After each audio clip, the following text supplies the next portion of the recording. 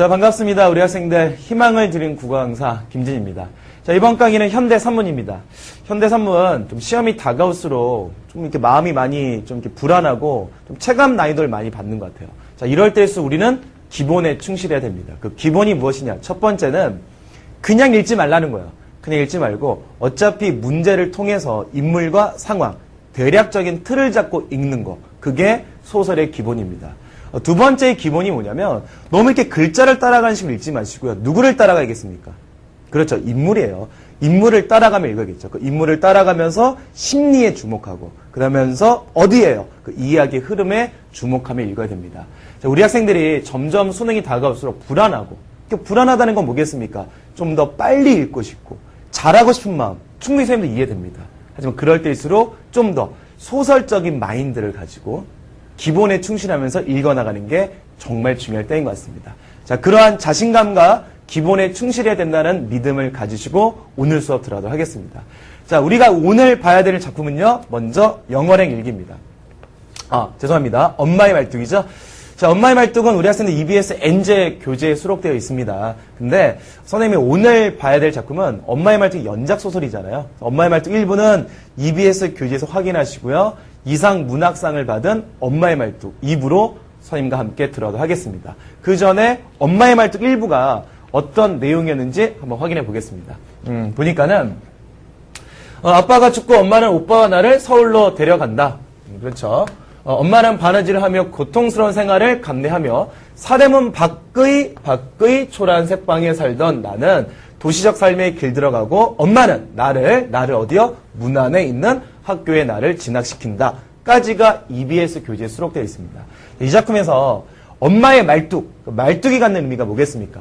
바로 서울의 말뚝을 받고 사는 거죠. 삶의 거처를 의미하는 거고 어머니의 어떤 삶에 대한 의지, 억척 같은 그런 의지를 상징하는 게 바로 엄마의 말뚝, 그 제목의 의미였습니다. 여기서 우리가 좀 더 주목해야 되는 게 이 밖과 안, 뭐 이런 내용들을 볼 텐데 우선 여기 한번 정리해 볼까요? 이들이 시골에 살다가 이제 어디로 옵니까? 서울로 오는데 서울 어디에 살죠? 돈이 많이 없으니까 문 밖에 삽니다. 문 밖. 자, 그러면 이건 현실이 되겠죠. 물론 뭐 나중에 이사는 가요. 문 밖. 근데 문 안. 문 안은 이들이 살고 싶은 이상이 되는 거죠. 맞습니까? 자, 그랬을 때 엄마는 나를 어디에 보냅니까? 문 안 학교에 보내죠.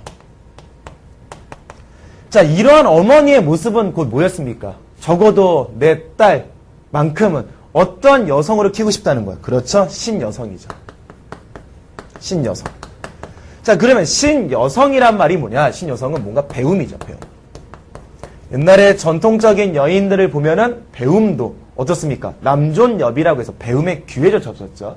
하지만 어머니는 나만큼은 신여성으로 키우고 싶었던 거죠. 그래서 배워야 된다.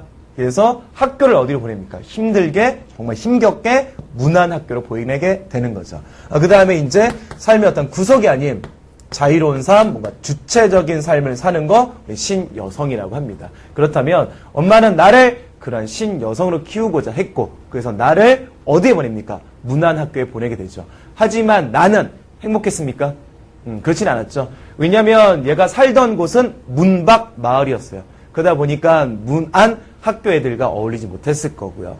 맞죠? 그 다음에 얘가 학교에서 돌아오면 그 마을, 문밖 마을 애들과 어울렸겠습니까? 문안 학교에 다니고 있는데 그래서 나는 늘 외톨이였다. 뭐 그런 얘기가 교재에 수록되어 있습니다.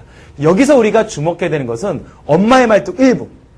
1부에서 주목하셔야 되는 것은 말뚝의 의미가 뭐냐. 또 문안, 문밖이라는 그 공간적인 의미들을 제대로 피드백을 해 두셔야 됩니다. 자, 그렇다면 엄마의 말뚝 2부. 어떤 내용이냐? 화면 보겠습니다. 자, 2부를 보니까는 자, 5남매의 어머니로 평범하게 살아가던 나는 이제 현재가 된 거죠. 다 컸어요, 이 나가. 친정 어머니가 사고로 준상을 입었다는 소식을 듣는다. 어머니는 수술 후유증으로 정신찬랑 증세를 일으키며 이제부터 중요합니다. 6.25 전쟁 중에 비극적으로 죽어간 아들 떠올리게 된다. 어머니는 의식을 차린 후 자신이 죽으면 시신을 화장하여. 자, 그럼 이 화장을 누가 했습니까? 바로 어머니와 나가 오빠의 시신을 화장했던 거죠. 그랬을 때 어머니가 병상에 누워서 마지막에 유언을 합니다. 나를 뭐 해달라? 묘지를 쓰지 말고 화장을 해줘라. 라는 얘기가 2부의 가장 핵심이 되는 거죠. 그래서 화장하여 오빠의 유골을 뿌린 곳에 뿌려달라고 부탁한다. 어떤 유언이 나오게 되는 건데, 이 작품 엄마의 말뚝 2부의 말뚝. 말뚝의 의미는 뭐겠습니까? 삶의 거점입니까? 어떠한 삶에 대한 억척 의지입니까? 아니죠. 엄마의 말뚝 2부의 말뚝의 의미는 어머니 가슴에 박힌 말뚝이에요. 어머니가 가진 한입니다. 그 한이라고 하는 건 뭐겠습니까? 분단의 비극과 또 오빠의 죽음이라는 자식에 대한 슬픔이 어디에 박혀 있는 거예요? 바로 어머니의 가슴에 말뚝으로 박혀 있는 겁니다. 자, 어떤 의미인지 알겠죠? 엄마의 말뚝 3부는요, 제가 드린 프린트를 통해서, 교재를 통해서 확인하시고요. 우리 그러면 이제 문제풀이로 들어가도록 하겠습니다. 자, 문제를 풀어가기 앞서서 먼저 어떤 문제가 나온지 한번 확인해 볼까요?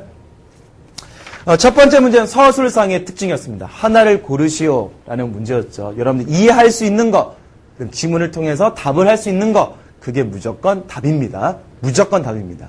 서술상의 특징이었고, 두 번째 문제는 말 그대로 우리가 먼저 봤을 때 대략적인 틀을 잡을 수 있는 문제였죠. 어디에 주목한다? 나와 친구와 어머니의 태도와 심리에 주목하며 읽어야겠다라는 방향을 제시하는 문제였고요. 3번과 4번입니다.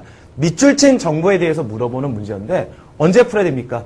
밑줄만 읽고 풉니까? 아니죠. 전체 이야기의 틀을 딱 잡은 상태에서 묘지 쓰지 말아에 담긴 어머니의 어떤 생각들, 그 짓이라고 했던 서술자 나의 생각, 이런 거에 주목하시면서 3번, 4번을 푸는 겁니다. 이해할 수 있죠? 자, 그러면 이렇게 먼저 문제를 딱 점검한 상태에서 지문으로 들어가시면 됩니다. 자, 지문을 보니까 맨 처음에 이제 친구라는 인물이 나오죠. 그럼 친구. 자, 친구가 나에게 뭐라고 합니까? 수인은 장만했니? 그러면 묘지는 야, 너 나이롱 딸인 거 아니야? 라면서 친구는 나에게 뭐합니까? 뭔가 질책하죠. 나이롱 딸 뭐겠습니까? 너 가짜 딸 아니야? 라고 합니다. 그랬더니 나가 뭐합니까? 변명하죠. 변명합니다. 자, 어떻게 변명하는지 우리가 한번 확인해 볼 텐데 좀 더 밑으로 내려가시면 그런 얘기 나옵니다. 야, 우리 고향에 선영이 있지 않냐? 선영이 뭡니까? 조상들이 묻히는 선산이죠. 있지 않니? 너희 고향이 어딘데? 몰라서 묻니? 개성이다. 개성 어디입니까? 북한이죠.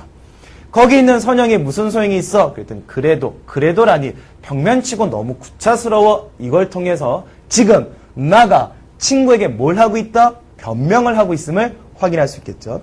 자, 그 아래입니다. 큰 따옴표 주목해 볼까요? 그게 아니라 누가 한 말입니까? 나가 한 얘기죠. 친구에게 이제 변명하는 그런 얘기가 되는데 그게 아니라 일종의 묵계 같은 거지. 어머니는 비록 살아생전에 못 가셨더라도 돌아가신 후에만은 어디에 가고 싶다? 선영 곁에. 저기 고향 땅에 묻히고 싶지 않으시겠니? 말씀 안 하셔도 속으로 간절히 바라시는 걸 뻔히 알면서 어떻게 딴 데 묘지를 사놓겠니? 그야 막상 돌아가시면 문제는 달라지겠지. 그때 가서 묘지를 사도 늦을 것 없잖아. 묘지란 사위의 집이잖아. 이렇게 얘기합니다. 이 말이 뭐겠습니까? 지금 어머니가 그토록 원하는 게 무엇이다? 고향 땅에 묻히고 싶어 한다. 그걸 아는 자식으로서 어떻게 내가 그 묘지를 이 남한 땅에다가 마련하겠니? 어머님 돌아가신 뒤에 그때 마련해도 늦지 않은 거 아니겠니? 라면서 나가 친구에게 변명을 합니다. 그때 누가요? 어머님이 눈을 확 뜹니다. 호스개미 이리 와봐 이렇게 얘기를 하겠죠. 자, 그 다음에 보면 이제 어머니가 나옵니다. 어머니. 자, 이렇게 우리는 인물에 주목하고 이렇게 읽어 나가시는 게 굉장히 중요한 거죠. 어머니가 뭐라고 합니까? 나 죽거든 어디에? 행여 묘지 쓰지 말거라 라고 합니다. 그러면 어머니는 나에게 지금 뭐 합니까? 부탁을 하게 되는 거죠. 뭔가 유언을, 임종 전에 유언을 하게 되십니다. 이런 얘기를 하죠. 그래 마침 듣긴 잘했다. 그렇찬 언젠가 꼭 일러두려 했는데 유언 삼아 일러두는 괜히 잘 들어둬라. 어김없이 시행해라. 나 죽거든 내가 너희 오래비한테 준 것처럼 누가 뭐래도 그렇게 해도 무엇을? 나의 묘지를 쓰지 말고 화장해서 저기 오빠를 저기 고향 땅에 뿌렸던 것처럼 고향 땅을 향해 뿌렸던 것처럼 나 또한 그렇게 해달라. 너는 꼭 그렇게 해줘야 된다. 라면서 어머니가 나에게 부탁을 합니다. 자, 그 밑에 있는 장면을 좀 더 읽어볼 텐데 오빠의 시신은 딱 하면서 뭔가 과거 그 오빠의 시신을 그 처리했던 장면이 이제 나옵니다. 자, 그 장면은 우리가 화면을 통해서 한번 읽어보도록 하겠습니다. 화면을 보겠습니다. 자, 오빠를 지금 뭐 하는 장면입니까? 그쵸. 화장해서 그 저기 개성 땅이 잘 보이는 곳으로 이렇게 뿌렸던 그 장면입니다. 같이 읽어볼게요.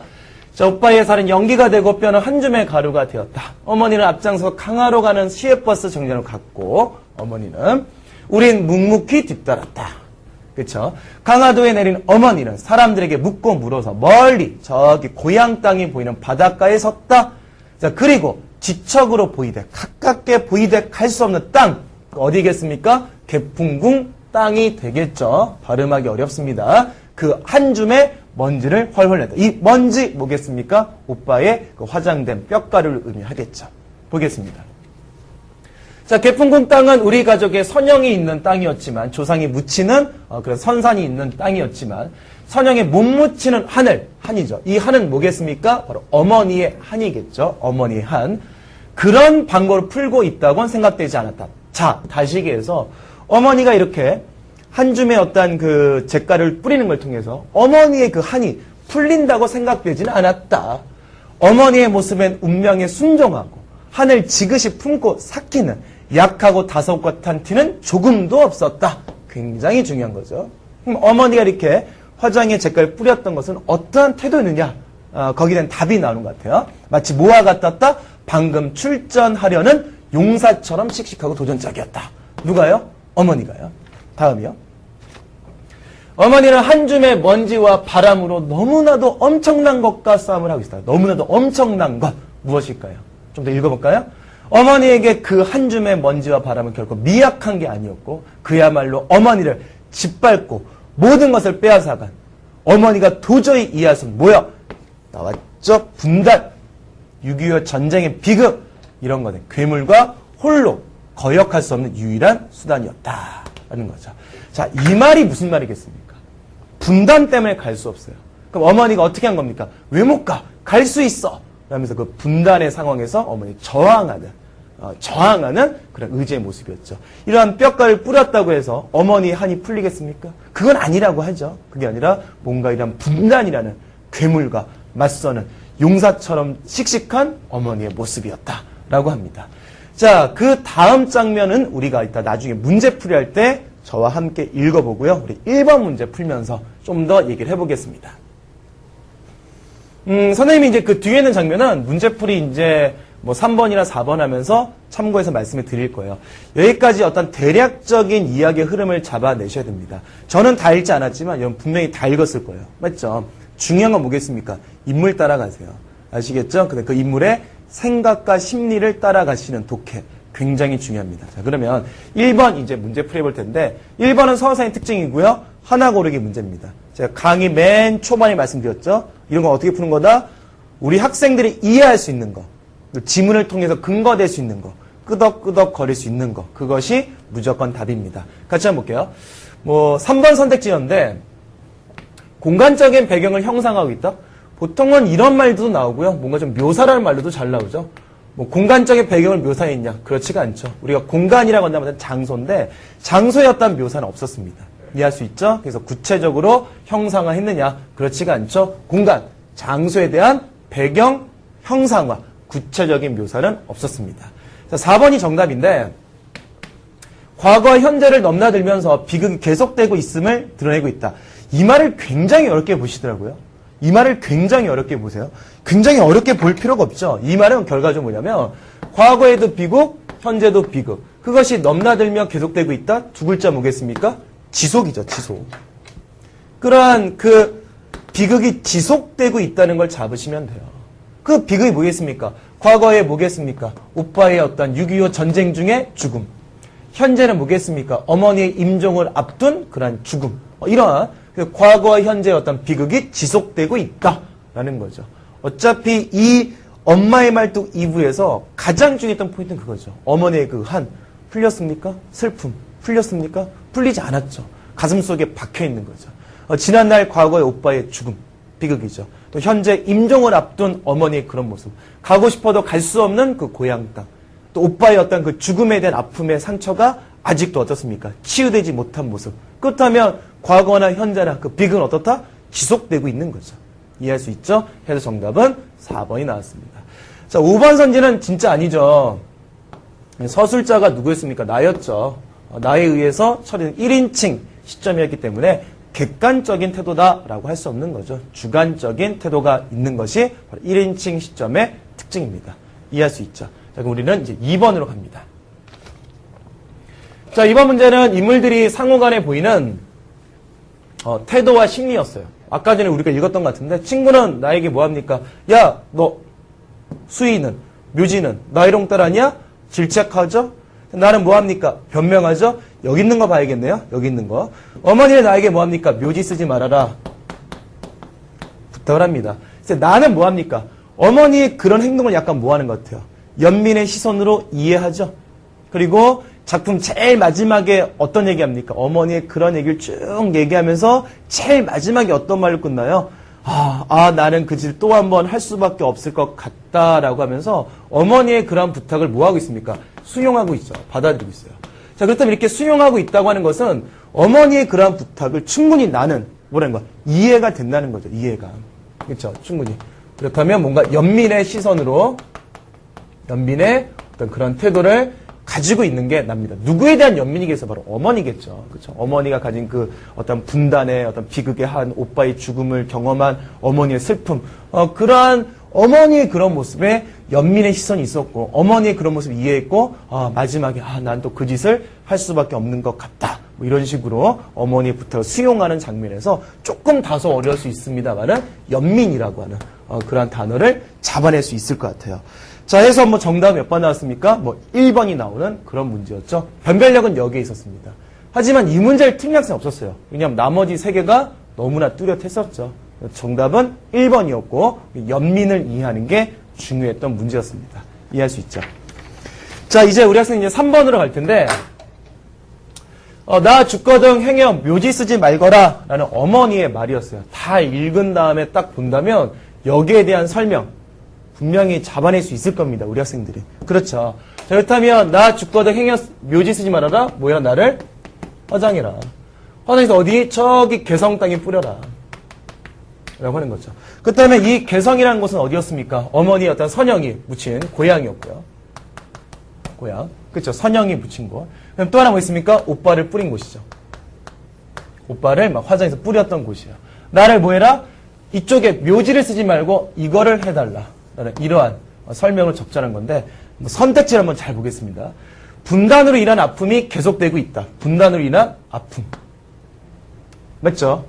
갈 수 없는 그 분단, 그 북쪽 땅 개성 나를 묘지 쓰지 말고 나를 뿌려줘라 라고 하는 어머니의 그 아픔. 자식을 잃은 슬픔을 치유하지 못하고 있다라는 거 당연한 거죠. 자식을 잃은 슬픔을 치유하지 못하고 있다. 그래서 이제 그 오빠를 뿌렸던 그곳에 나를 뿌려라. 다시 말해 죽어서라도 어디에 가고 싶다. 그 오빠 곁에 가고 싶다라고 하는 그런 어머니의 그런 상처, 한을 확인할 수 있는 거죠. 자, 그 다음에 3번 선택지는요. 어렵게 들어가시면 안 돼요. 개인적인 비극이잖아요. 그 비극이 다 뭐겠습니까? 뭔가 분단에 의한 거죠. 그렇죠? 사회적인 사건이 개인적 비극에 뭐가 되고 있다? 원인이 되고 있다. 뭐 이런 얘기들은 이제 3번 선지는 뭔가 1번 선택지하고 연결될 수 있겠죠. 분단으로 인한 아픔. 자식을 잃은 어떠한 엄마의 그 한, 그것이 계속 치유되지 못했던 어머니의 그런 모습입니다. 그래서 엄마의 말뚝의 의미가 뭐라 했어요? 어머니의 가슴에 박힌 한입니다. 한. 이해할 수 있죠. 4번 선택지는 굉장히 중요했던 부분이었죠. 대결하는 뭐였다? 의지였다. 이런 거. 그래서 이 4번 선택지가 있었던 부분을 한 번만 더 우리가 화면 통해서 확인해 보도록 하겠습니다. 자, 보니까는 여기에 있었죠? 그렇게 뿌린다고 하는 것이 그런 방법으로 풀고 있었다. 선영에 묻히는 한을 그런 방법 풀고 있었다. 본 생각하지 않았다. 라고 하면서 어머니의 모습 마치 뭐와 같았다? 굉장히 용사처럼 씩씩하고 도전적이었다. 아까 읽었던 부분이었죠. 그리고 이제 여기서 중요했단 말 뭐겠습니까? 이렇게 뿌리는 행위가 분단이라는 괴물을 홀로 거역할 수 있는 유일한 그러한 분단이라는 괴물을 맞설 수 있는 유일한 수단이었다. 라는 구절에서 우리는 어머니의 이렇게 뼈를 나를 묘지 쓰지 말거라 라는 말이 4번처럼 분단이란 비극과 대결하려는 의지를 잃지 않고 있다 라는 말을 할 수 있는 겁니다. 이해할 수 있겠죠? 자, 그 다음에 우리가 이제 4번으로 갈 겁니다. 3번의 정답은 5번이었죠. 제가 5번 선택지가 너무 쉬워서 설명을 드리지 않고 나머지 올바른 선택지가 왜 올바른지를 말씀을 드렸습니다. 4번 볼 텐데 그지처럼 표현한 서술자의 심리였어요. 여기서는요. 포인트가 서술자가 누구였습니까? 나였죠. 그럼 나의 생각에 뭔가 따라가면서 독해를 하셨어야 되는 건데 정답은 4번이었죠. 가족의 비극적 상황에 대한 울분, 분노죠. 무력감이 드러난다. 이 선지를 이해하는 게 굉장히 중요한 것 같아요. 맞죠? 정답이었는데 이 정답을 우리가 확인할 수 있는 지문을 같이 한번 보도록 하겠습니다. 한번 볼까요? 자, 어머니는 그때 그 자리에서 또 그 짓을 하란다. 그 짓이라고 되어 있죠. 그렇죠? 뭔가 좀 하기 싫었던 행동을 우린 그 짓이라고 하는데 이젠 자기가 몸소 그 바람과 먼지가 될 테니 여기서 말하는 자기는 누구였습니까? 바로 어머니죠. 몸소 그 바람과 먼지가 될 테니 나더러 그 짓을 하란다. 그 30년의 세월이 흘렀건만 그 괴물 뭐였습니까? 분단이었잖아요. 분단. 그 괴물을 무력화시키는 길은 정녕 그 집밖에 없는가. 답 나왔죠? 답 나왔습니다. 이게 바로 뭐겠습니까? 뭔가 무기력이죠. 무력, 뭔가 힘없는 모습. 내가 고지악해 일한 분단의 현실에서 내가 할 수 있는 거 뭐밖에 없다? 이렇게 화장해서 그 화장에 뼈가루를 뿌리는 이 집밖에 없던가, 그 집밖에 없던가 라는 이 구절에서 나의 어떠한 심리가 느낍니까? 무력감. 이 분단의 현실에서 내가 할 수 있는 건 고지악해야 이 집, 그 집밖에 없는가 라는 거죠. 어떤 무기력도 확인할 수 있고 어떤 그러한 상황에 대한 울분도 확인할 수 있는 겁니다. 정답의 후보가 되는 거죠. 정답 후보가 아니죠. 정답의 근거가 바로 여기였습니다. 자, 우리가 해서 4번 같은 경우는 이제 하나 고르기 문제였어요. 그래서 정확하게 여러분들 지문의 근거에서 선택지를 이렇게 찾아가는 그런 문제풀이를 하셔야 됩니다. 나머지 선택지는 너무나 또 아니었죠. 1번 공포, 2번 경멸과 조석, 3번 책임, 회피, 5번 갈등에 대한, 가족 간의 갈등에 대한 내 탓이다 라는 자책 아니었죠. 내가 이 집밖에 할 게 없는가, 그 집밖에 할 게 없는가 라는 화자가 느끼는 뭐겠습니까? 울분과 무력감을 얘기하는 거죠. 이해할 수 있죠. 해서 정답은 4번이 나온 문제였습니다. 자, 이렇게 해서 우리가 엄마의 말뚝이었습니다. 여기까지 정리했고요. 칠판 정리한 다음에 영어랭 일기로 들어가도록 하겠습니다. 자, 이제 영어랭 일기로 들어갈 겁니다. 우리 학생들한테 제가 이제 현장 강의에서 야, 올해 뭐가 나올 거 아니야? 라고 했을 때 애들이 안 나왔으면 하는 것을 많이 물어보더라고요. 이게 좀 안 나왔으면 하겠는데요, 애들이요. 그러니까 왜 물어보니까는 좀 어려웠다고 합니다. 그래서 이 작품이 이제 그 영어랭 일기를 선생님이 선택한 이유가 뭐냐면 우리 학생들이 워낙 어려워해서 선택한 것도 있고요. 또 하나 재밌는 건 극중극 형식이라고 하는 좀 이렇게 새로운 형식이라는 것. 여기에 좀 제가 주목해서 이 작품을 선정했습니다. 어차피 우리가요, 극수필이라고 하는 문제, 보통은 44, 45번 자리에 두 문제가 나오죠.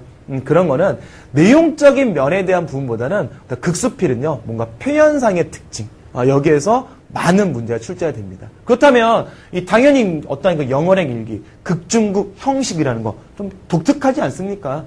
그런 부분에 주목해서 따라오시면 될 것 같습니다. 자, 그렇다면 그 독특한 형식 어떤 거였는지 화면 통해 좀 보도록 할게요. 미리 좀 보기를 읽자는 거예요. 이 작품은요, 작품에는 관객과 배우가 실제로 마주치는 구체적인 무대 공간이 있어요. 무대 공간. 실제로 나타나지 않지만 관객들의 극중 정보를 활용하여 잘 읽으세요. 구축하는 뭐가 있다?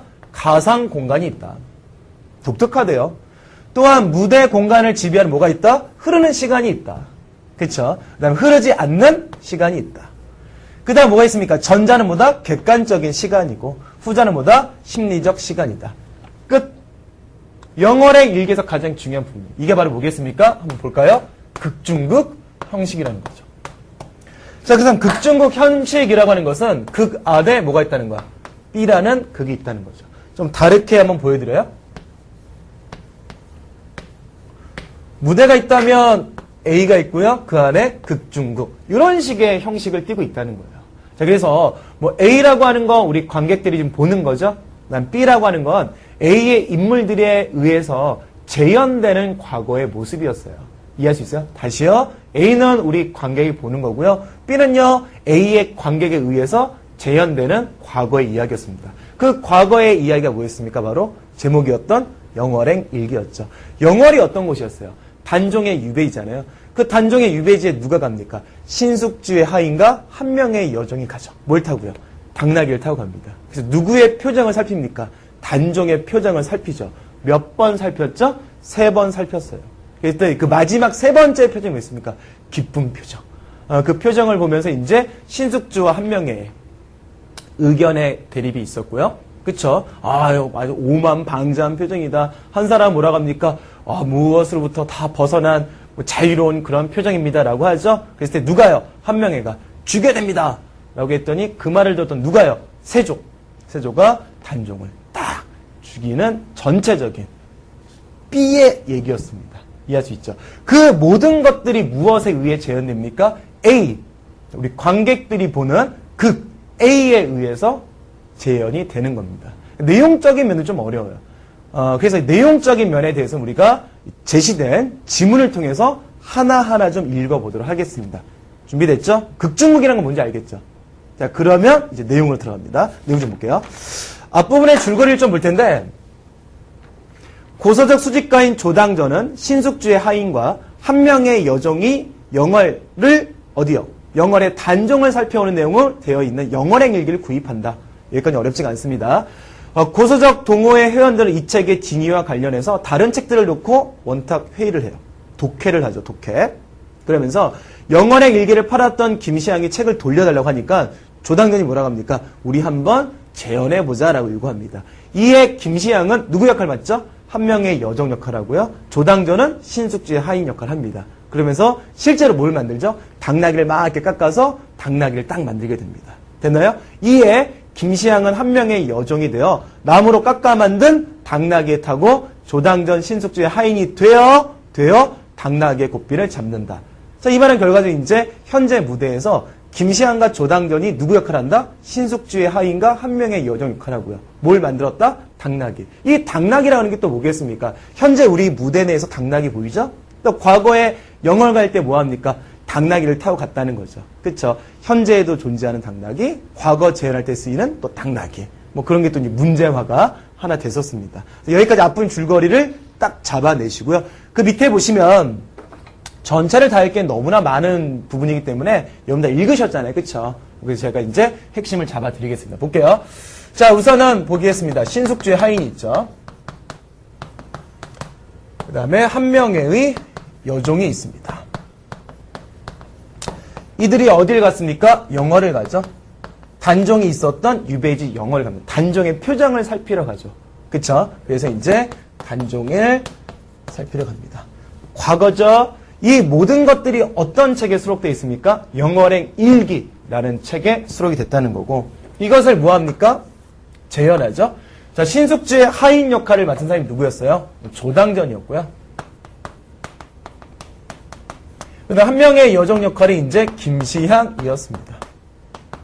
이렇게 재현하는 상황이었어요. 여기 따라올 수 있죠? 자, 그랬을 때 이들이 현재 이 상황에서 당나귀가 있었고요. 당나귀. 맞나요? 그 다음에 신숙주와 하인과 한 명의 여종이 어떻게 해요? 부부 역할을 하면서 무엇을 타고 이 영월로 갔습니까? 당나귀를 타고 갔었죠. 됐나요? 당나귀. 보이십니까? 극중국에서. 자, 그런 내용이 중략 전까지 쫙 되어 있어요. 결과적으로 이제 김시향, 조당의 말이 있는데 여기서 우리가 좀 주목할 게 있어요. 뭐에 주목해야 되냐면요. 잘 보세요. 여기 위에다 적을게요. 과거 얘기는요. 큰 따옴표로 처리되어 있어요. 큰 따옴표.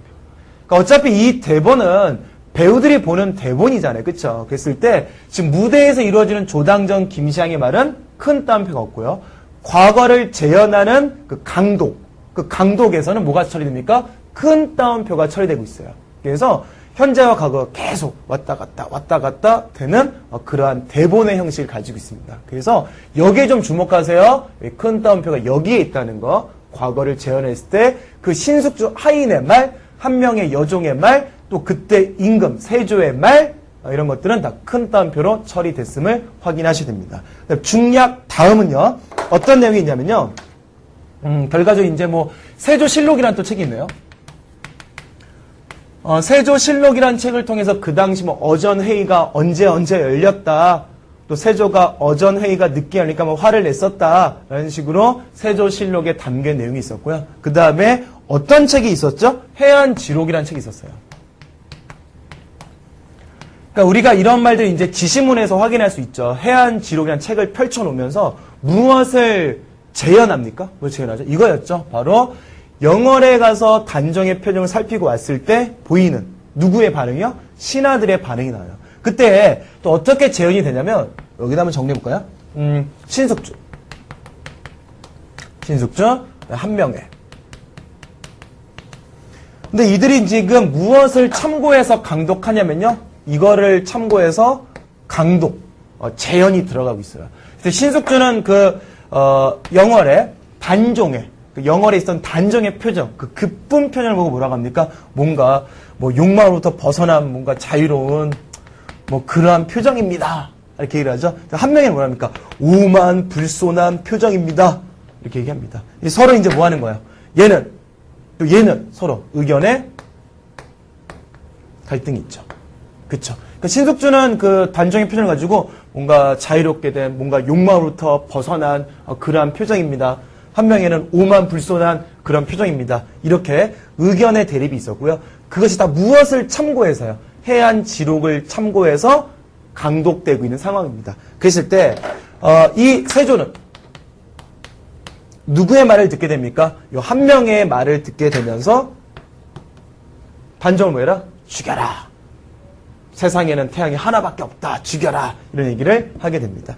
자, 이 모든 것들이 이제 재현이 되는데 요따 할까요? 자, 신숙주의 역할을 이제 누가 하게 되는 겁니까? 여러분 읽어보셨겠지만은 제가 한번 잠깐 베껴볼까요? 부천필이 하게 됩니다. 그 다음에 그 한 명의 역할은 이동기라는 인물이 하죠. 이동기. 그럼 세조의 역할은 누가 합니까? 연문지. 굉장히 인물들이 많이 나오죠. 이렇게 재현이 되는 겁니다. 지금 여러분들이 이 칠판 좀 크게 보셨으면 좋을 것 같은데요. 결과적으로 현재 있는 이 노란색 무대 위에서의 그 인물들이죠. 이들이 하얀색 인물들에 대해서 지금 다 뭐 하는 거예요? 재현하고 있는 그런 상황이 되는 작품이었습니다. 자, 그 다음에 이제 책이 몇 권 나왔어요? 책이요. 3권 나왔죠. 영월행 일기를 통해서 누가 갔다? 신숙주 하인과 한 명의 여종이 당나귀를 타고 단정의 표정을 살피러 갔다라는 것이 영월행 일기라는 책을 통해 확인할 수 있을 것 같고요. 세조실록이라는 책을 통해서 그때 뭐 어전회의가 언제 열렸다, 그때 뭐 세조가 또 화를 냈다, 뭐 그러한 정보가 있었고요. 해안지록이라는 책을 서로 이렇게 보면서 펼쳐보면서 어떤 걸 강독했어요? 뭔가 신숙주와 한명회가 그 단종의 그 표정을 놓고 뭔가 의견의 대립이 있었던 부분이 재현되는 부분이었습니다. 자, 한 번만 더 얘기할게요. 중요했던 포인트 뭐였던 것 같아요? 큰 따옴표요. 큰 따옴표. 그래서 과거가 재현될 때는 이렇게 큰 따옴표로 처리되고 있음을 꼭 기억합시다. 그렇다면 한 번, 두 번 읽었을 때 내용상으로 하면 충분히 이해가 될 겁니다. 이해할 수 있죠. 자, 그러면 많은 학생이 또 궁금했던 거. 이 작품의 선생님 주제가 뭐예요? 이렇게 물어요. 주제에 대해서 좀 간단히 말씀드리는데 이 주제는 뭐냐면 이런 거예요. 보시면 신숙주 하인과 한 명의 여종, 너희가 원하면 이거 보고 나면 뭔가 너희가 원하는 걸 주겠다 해서 자유를 얻습니다. 자유를 얻어요. 그 다음에 단종은 그 뭔가 자유롭게 된 그 표정을 지었지만 뭐입니까? 죽임을 당하죠. 그런 자유를 원했지만 딱 되는 거고요. 그 다음에 마지막 파트에서 김시양 이런 얘기를 합니다. 나는 불안한 자유보단 안전한 자유가 좋아요 라면서 뭔가 진정한 자유를 거절해요. 그래서 이 작품의 전체 주제는요, 전체 줄거리 주제는요, 자유에 대한 갈망과 좌절이었습니다. 재밌죠? 그러한 작품이에요. 그래서 과거나 현재나 뭔가 자유에 대한 갈망과 좌절은 지속된다라는 그러한 작품이었습니다. 자, 선생님이 좀 작품에 대한 설명이 길었는데요. 그 말은 결과적으로 문제풀이는 굉장히 빠르게 진행된다는 겁니다. 그래서 문제풀이 좀 빨리빨리 진행할 테니까 같이 한번 보도록 할게요. 자, 먼저 5번입니다. 5번의 정답은 1번이었죠. 왜 1번이었죠? 결과적으로 해안지록과 세조실록에는 노상군의 처벌에 대한 상반된 입장? 아니죠. 해안지록에서만 상반된 입장이 나오죠. 일치, 불일치 문제였습니다. 해서 5번의 정답은 1번이 나왔고요. 나머지 선택지는 제가 지금 설명하면서 다 얘기를 해드렸습니다. 6번 문제입니다. 6번 문제에서는요, 보기를 바탕으로 당나귀에 대해 판단하시오라는 건데, 당나귀, 그냥 단순한 소품이었습니까? 아니었죠. 현재와 과거가 중첩되는 그러한 소품 오브제였습니다. 해서 6번의 정답은 3번이 되는 거고요. 됐나요? 자, 마지막 문제 7번입니다. 7번의 보기는 우리가 먼저 점검해 봤잖아요. 자, 그랬을 때 7번에서 정답은 몇 번? 뭐가 중요하다겠습니까? 큰 따옴표가 중요하다라고 했다면 정답 몇 번? 2번이 되는 거죠. 적절하지 않은 것의 문제였습니다. 그래서 결과적으로 이제 조명에 의해서가 아니라 큰 따옴표를 통해서 뭔가 현재냐, 과거 재현이냐라는 것이 이제 구별이 되는 거였습니다. 나머지 선택지도 너무 좋았으니까 꼭 한번 참고해 주시고요. 자, 이렇게 해서 선생님이 준비했던 엄마의 말뚝 영어랭 일기 여기까지입니다. 대단히 고생하셨습니다.